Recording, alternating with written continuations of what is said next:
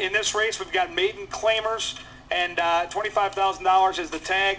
There's going to be a significant favorite, and I think we're both going to have different horses here. So, Judd, it smells like the Spicer Special on Buck Night. What do you got? This is going to be the Spicer Special for you. We talked about this yesterday. Given the southern roots and the southern heritage, I'm feeling a spicy Spicer Special with the Cajun Tiger. I like 9. I think we're going to get some nice money on that. Good odds on that. 0 for 13 That's lifetime. basket, by the way. 0 for 13 lifetime, but an impressive race last time out. A nice place. Seemed to like that same distance against similar competition. And something that always jumps out to me is a trainer that hasn't had a ton of races here, but a diminutive race pool, but some success. And I see this gentleman, Brett Creighton, 3 places in five races here. That's a very good percentage. You know, if you're 60% in the top 2 over the course of the season, you're going to make money. Following that with the 4, Palmas Del Mar, and the 1, KG. You see some early speed in both of those horses. I think they might tire one another out, and we'll see Cajun Tiger come into close. Yeah, off your tout, I'm certainly going to use the 9 horse as the Spicer Special in all my exotic wagers. I do think the 1 horse KG has some versatility to him. I do see a lot of speed, though. The 2 horse has speed. As you mentioned, the 4, Palmas Del Mar, has some speed, but I think Eddie Martin's a pretty crafty pilot. And I think he knows he can put that horse on the leader. He can put that horse just off the pace and let the 2 and the 4 do the dirty work. If the 1 or the 4 shakes loose, they're going to be tough to beat. If they do battle, like Judd's saying, then a closer like the 9 can win. I've got the race 1, 4, 6 right now, but off Judd's handicapping on the 9, Cajun Tiger, who will be rolling late. That is a horse to watch, and we'll take a look at the odds when we get closer to post time. Race number 3, for fans, is it starts on the main track with a maiden race, and then legs 2, 3, and 4 are all turf races, and I love that. We got an allowance company here, 7.5 furlongs. Once again, the turf is firm. And Judd, as I looked at this race and handicapped it, I know we end up with the same horse, but I see a ton of early speed down inside, with Jody's included and Macho Rena for some good friends of mine with Emerald Bay. When you see all that speed, are you a big pace handicapper? Does that factor into the horse you play, or do you strictly just look at what they've done at the distance and what they've done over the particular surface? I look more so, I guess, at the distance and the surface, but if there is that early speed with those inside post positions, I always like to look at a horse on the outside to see if they can close Absolutely. at the end. That said, in this race, I went 6-2-1. I think we both had Regal Joe in this.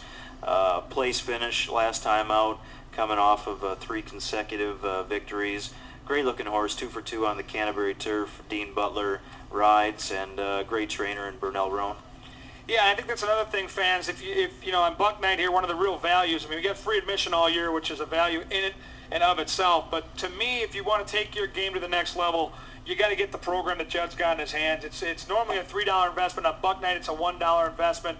It's got all the past performances, and you know, when you get that program, there's so much data in there that coincides with daily racing form. And to me, you touched on one of the bigger angles I use when I'm handicapping here and across the country, and that's the trainer-jockey combo platter. And this is a 21% combo at Canterbury over the last year. You get Butler for Burnell Roan, and I think if you're out on a regular basis, you could probably find that combination on your own. But if you don't get out here on a regular basis and you need that cheater system, that information's there for you. But I'm with you. I think the 1 and 2, at some point, figure to hook up. I think the 6 can sit just off and get first run. The wild card for me is the 7, Go for the Moon. Anytime Seth Martinez rides for Mac Robertson, you have to pay attention. It's a stone-cold closer. And Regal Joe's got a little more speed than maybe she's showing on paper.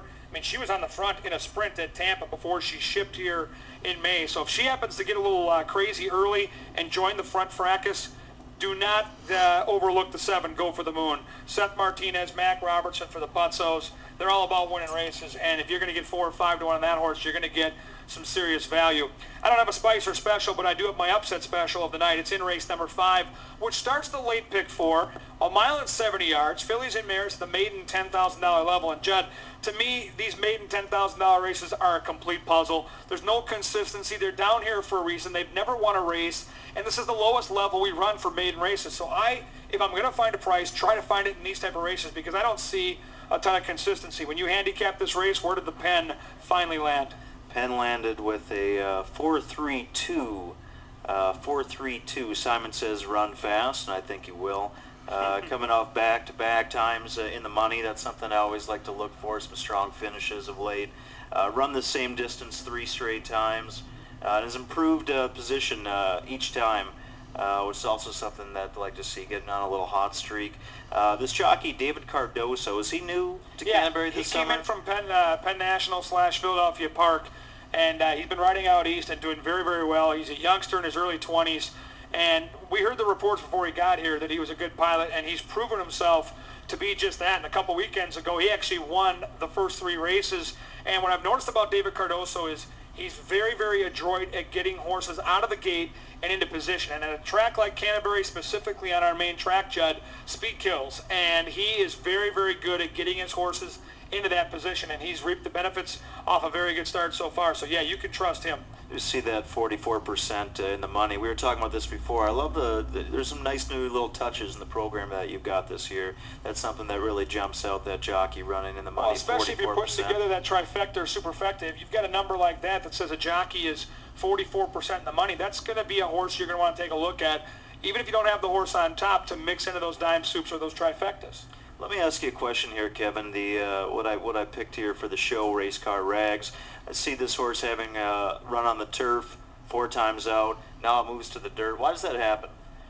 Because it's not working on the turf, and we don't run a lot of maiden $10,000 races on the grass. Most of our maiden claimers go down to maiden 25, and so I think trainer Charlie Smith, the way she's been running, the last couple starts have been a back-to-back 8th place finishes, decided that she needed a drop in class. And to get down to that $10,000 level, this is the only race that was there. Now, she's got some foundation in her. She's been running at route distances on the turf, so this distance shouldn't be a problem. The real wild card is her only start in the main track was back in the summer of '08 here at Canterbury, and she got beat 20-plus lengths. So we really don't know much about Race Car Rags on the main track, but off those route races against better, I think she figures a big shot here. In fact, she's my top pick in the race. I'm not certain we're going to get 6-1, but because she ran 8th, her last 2 starts, I think we'll get at least 3-1, maybe 4-1. I have the race 2, 3, 4. I think the 3 and 4 are certainly the horses to catch and probably the horses to beat when they turn for home. But I think Race Car Rags might provide a little bang for your buck here. Race number 6, we scratched the